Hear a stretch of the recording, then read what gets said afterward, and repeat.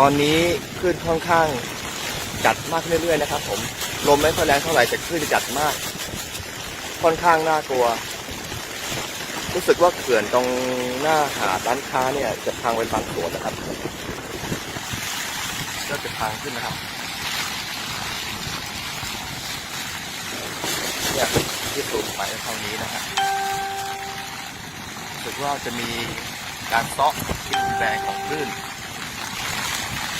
ซึ่งดูแล้วค่อนข้างจะน่าเป็นห่วงเหมือนกันนะครับก็ชายฝั่งของคลื่น